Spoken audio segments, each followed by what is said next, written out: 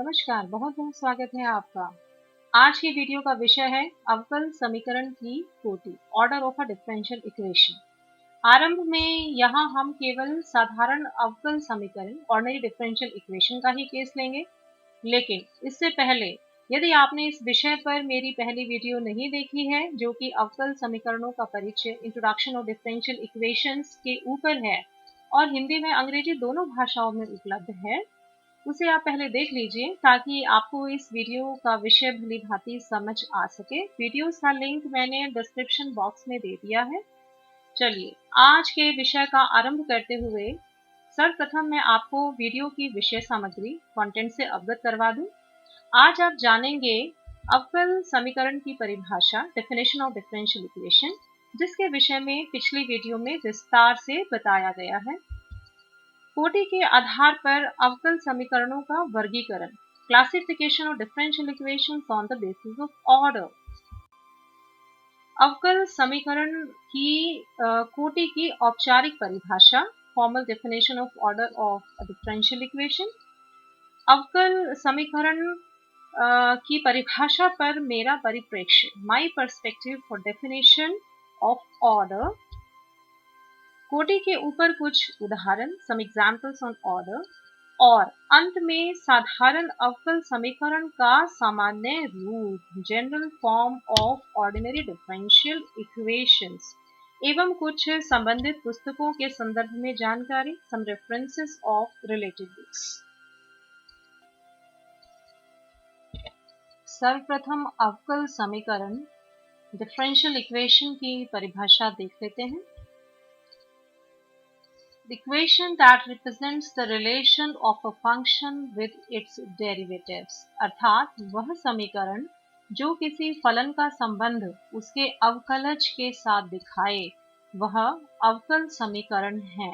यहाँ फलन का अर्थ उस स्वरूप से है जो परतंत्र चर को स्वतंत्र चर के रूप में दिखाने से मिलता है। Means function is obtained on expressing dependent variable in terms of independent variable। यह सब पिछले वीडियो अवकल समीकरण की परिभाषा, इंट्रोडक्शन ऑफ डिफरेंशियल इक्वेशंस में विस्तार से समझाया गया है। अवकल समीकरणों को बहुत से तथ्यों के आधार पर वर्गीकृत किया जा सकता है, क्लासिफाई किया जा सकता है, जो हम अपनी आने वाली वीडियोस में सीखेंगे। किंतु वर्गीकरण का जो सबसे सरल और महत्वपूर्ण आधार है, वह है अवकल समीकरण की कोटि, order of a differential equation. यहाँ अवकल समीकरणों में दोनों साधारण व आंशिक अवकल समीकरण निहित हैं। Means here differential equations include both ordinary and partial differential equations. लेकिन यहाँ हम अपना ध्यान कोटि के आधार पर साधारण अवकल समीकरणों के वर्गीकरण पर ही केंद्रित करेंगे। Means will classify here only the ordinary differential equations on the basis of order. आइए अब देखते हैं कोटि की औपचारिक परिभाषा। शिप्ले एल रॉस की पुस्तक डिफरेंशियल इक्वेशंस, पृष्ठ number 5। The order of the highest order derivative involved in a differential equation is called the order of the differential equation। अर्थात अवकल समीकरण में उच्चतम कोटि के अवकलज की जो कोटि है, वही अवकल समीकरण की भी कोटि होगी। यहाँ उच्चतम कोटि के अवकलज की कोटि को ही क्यों चुना गया, इसे समझने का प्रयास करते हैं। जैसा कि हमें ज्ञात है कि समीकरण में किसी फलन के अवकलज की उपस्थिति ही उसे अवकल समीकरण निर्धारित करती है, और एक अवकल समीकरण में एक या एक से अधिक अवकलज उपस्थित हो सकते हैं। अवकलज की जितनी अधिक कोटि होगी, उतना ही अधिक एवं कठिन अवकल समीकरणों का निर्माण होगा और उतनी ही अधिक वास्तविक जीवन से जुड़े प्रश्न व प्रकृति में छिपे रहस्यों का गणितीय प्रारूप प्राप्त करने की संभावनाओं में वृद्धि होगी। जहाँ तक मेरी तार्किक बुद्धि समझती है, यही कारण रहा होगा कि उच्चतम कोटि के अवकलज की कोटि को अवकल समीकरण की कोटि निर्धारित करने के लिए चुना गया। आइए आप कुछ उदाहरणों से इसे समझते हैं। पहला उदाहरण है, इस उदाहरण में देखिए x हमारा स्वतंत्र चर है, y हमारा आश्रित चर है और यहाँ दो अवकलज हैं, dy by dx जिसकी कोटि 1 है, d3y by dx क्यूब जिसकी कोटि 3 है। तो इस समीकरण में, इस अवकल समीकरण में उच्चतम कोटि हुई 3। इसका मतलब है कि इस अवकल समीकरण की कोटि हो गई 3। अब आप ये दूसरा उदाहरण देखिए।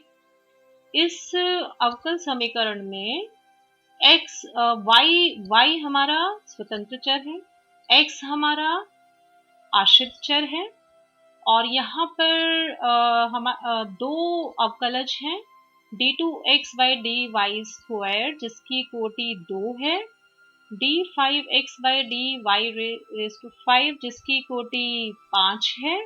तो उच्चतम कोटि हुई 5 और इसका अर्थ है कि इस अवकल समीकरण की कोटि है 5। अब यह तीसरा उदाहरण लेते हैं। यहाँ पर हमारा स्वतंत्र चर x है, आश्रित चर y है। अब अवकलज देख लेते हैं, d2y by dx स्क्वायर, तो इसकी कोटि हुई 2, dy by dx इसकी कोटि हुई 1।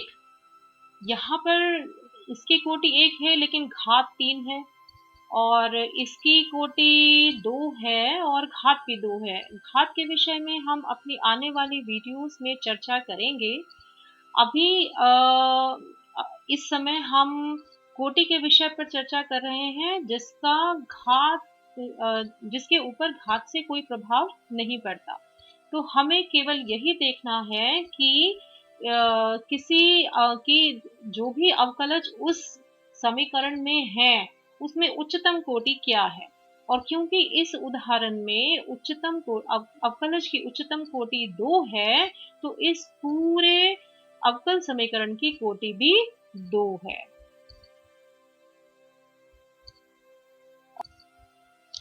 तो अब हम n कोटि के साधारण अवकल समीकरण के सामान्य रूप को लिखने के लिए तैयार हैं। मान लीजिए हमारा स्वतंत्र चर है x और आश्रित चर है y। क्योंकि हमें n कोटि के अवकल समीकरण को लिखना है तो n कोटि का अवकलज उस समीकरण में होना चाहिए, इसलिए हमें yn लिखना होगा।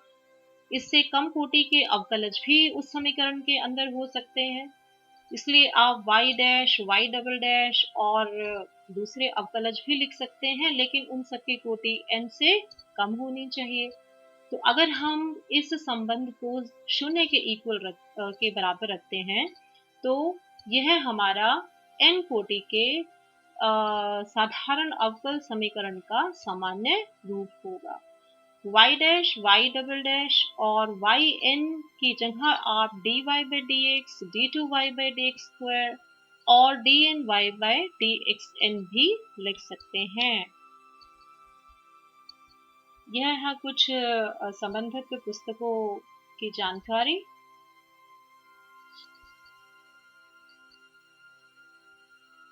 बहुत ही अच्छी पुस्तकें हैं। आपका बहुत बहुत धन्यवाद। स्वस्थ रहें, खुश रहें। सर्व हिताय च, सबका भला हो।